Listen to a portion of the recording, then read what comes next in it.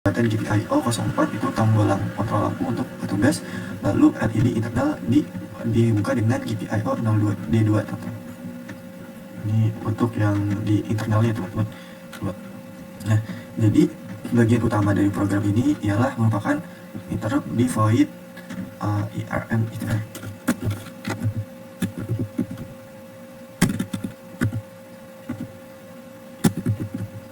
Nah, jadi di line 37 ini ya teman-teman bisa dilihat ada void IRM ATR button ISR.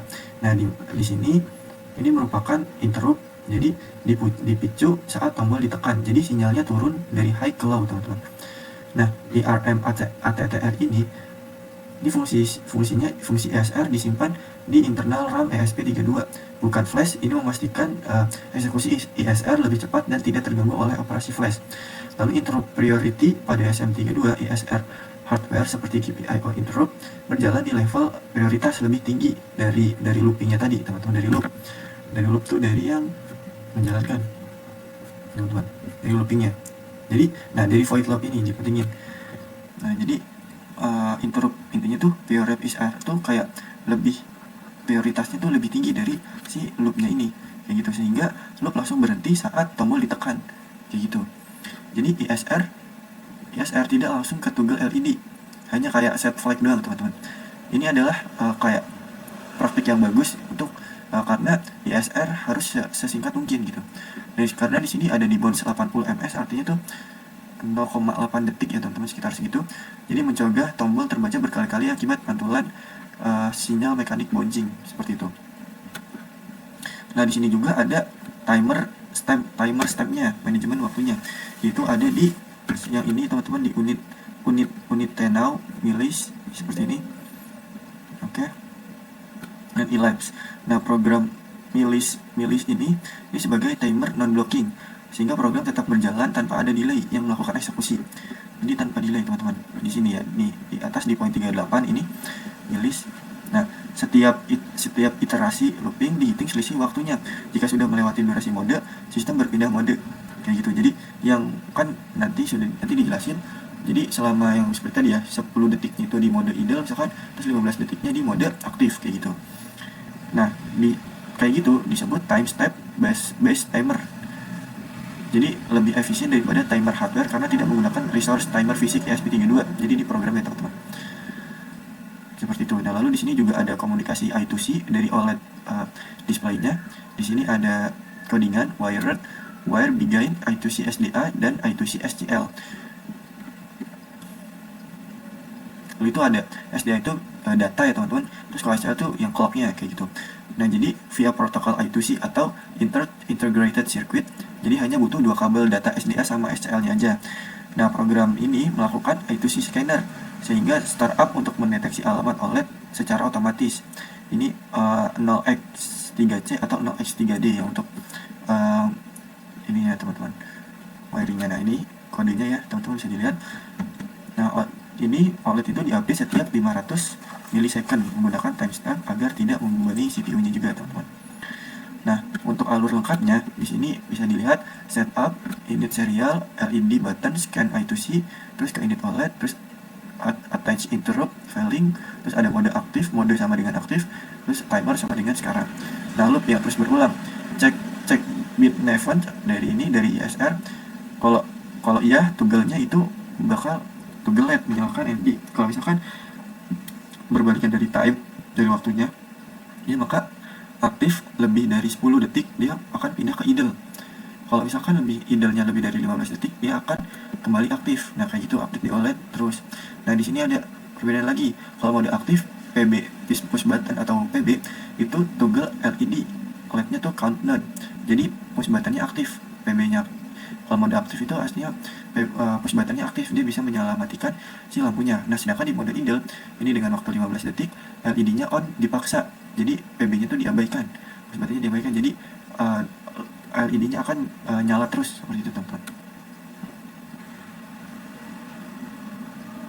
Nah, jadi ada volatil ini untuk komunikasi ESR sama loop-nya juga. Jadi keyword volatil ini memberitahu compiler bahwa variabel ini bisa berubah kapan aja dari ISR, sehingga compiler tidak boleh melakukan optimasi yang meng-catch nilai register.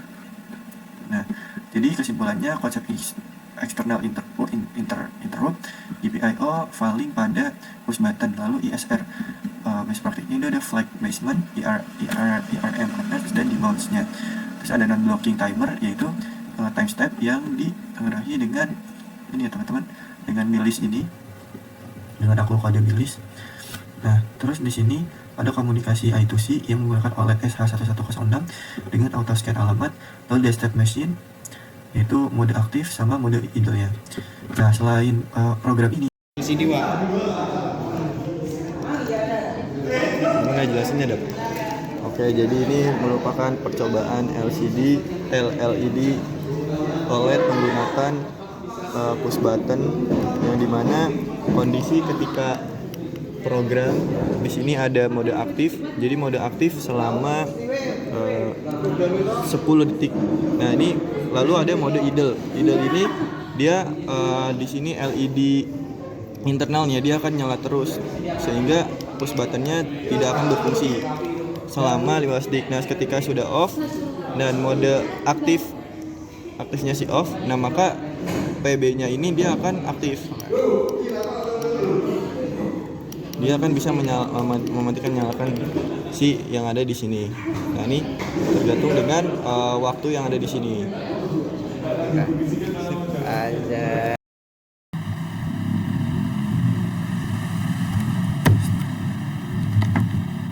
inline. Nah, ini ya static tick inline, LED right, ball on ini ya teman-teman. Dimana ini LED di PC13 di blue pill-nya ini terbalik logikanya teman-teman, atau bisa dibilang yang LED yang ada di internal STM32 itu kalau misalkan low dia nyala, terus kalau misalkan high dia mati kayak gitu. Maka ini dibuat fungsi dari LED right teman-teman. Nih ada apa namanya tuh, variabel ya seperti itu, agar kode mudah dibacanya. Nah, terus ada interrupt pricing. Di sini ada pin mode.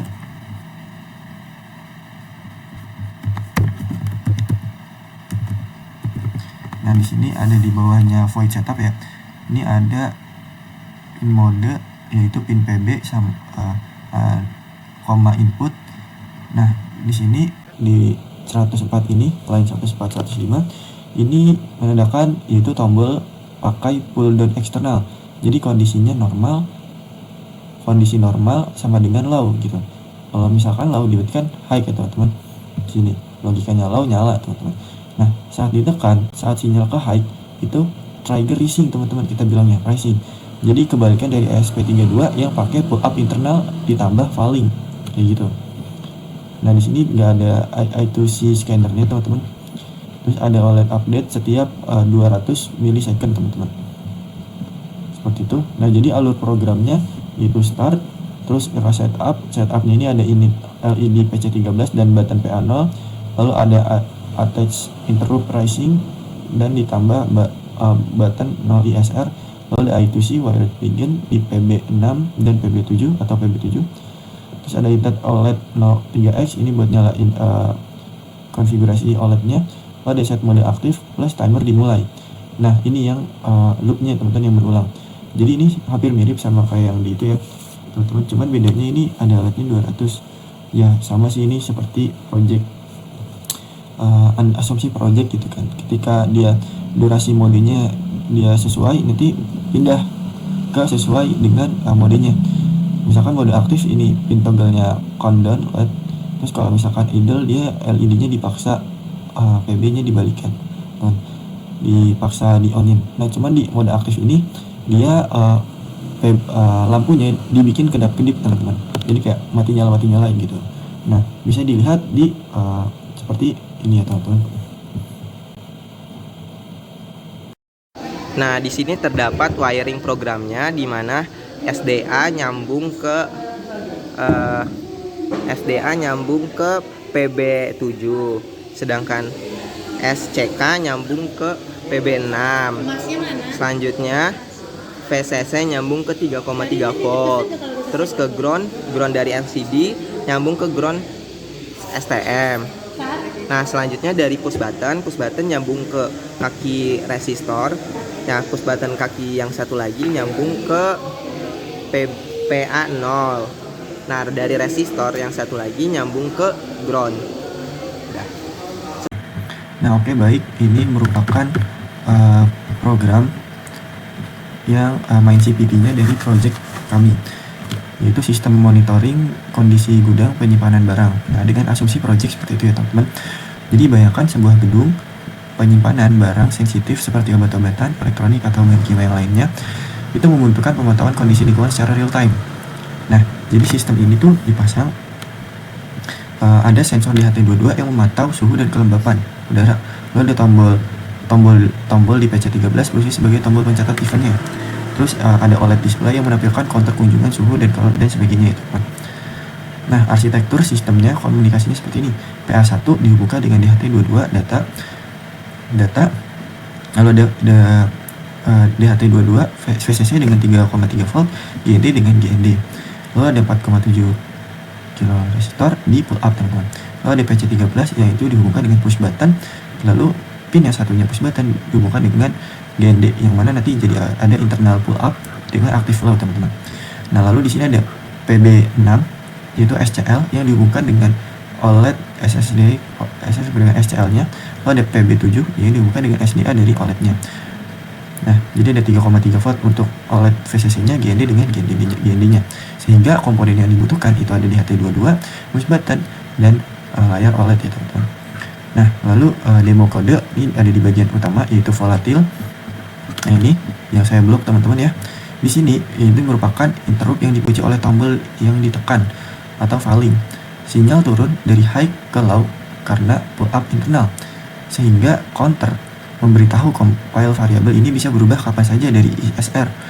Kayak jangan dibuang seperti itu. Lalu ada di bounce 25 ms, ini lebih cepat dari variasi sebelumnya karena STM32 ini lebih deterministik teman-teman.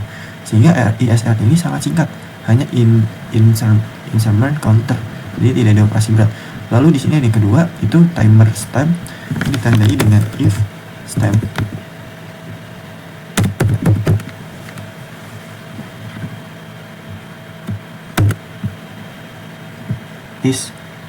If mills, maksud saya if mills.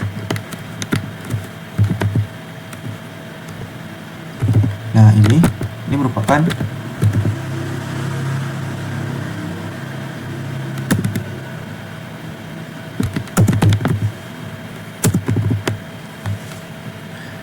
if mills di sini ini merupakan di HT22 itu tidak bisa dibaca terlalu cepat, kayak minimal 2 detik teman-teman pembacaan, karena di sini last dimensinya itu 2000. Jadi kalau misalkan 2 detik HT22 nya jadi minimal 2 detik teman-teman. Jadi maka akan perubahan nanti di monitorannya dia akan terlihat seperti itu, kayak perubahan suhunya itu agak lama, agak delay teman-teman.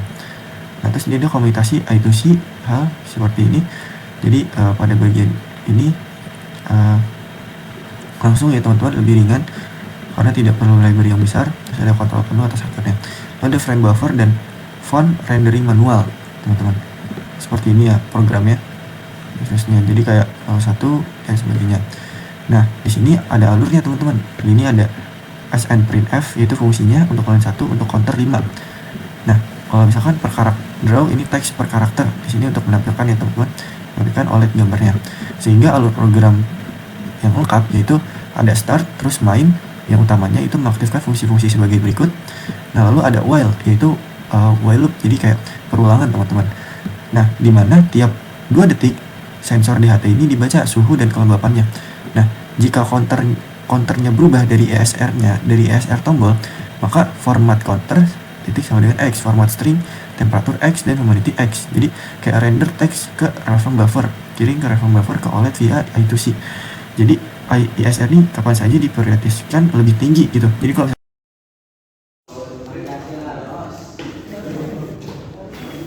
nggak berubah.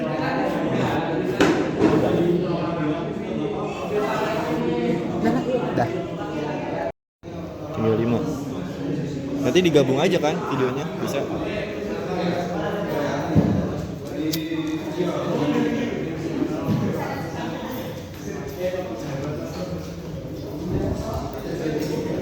Anjing goblok kontras.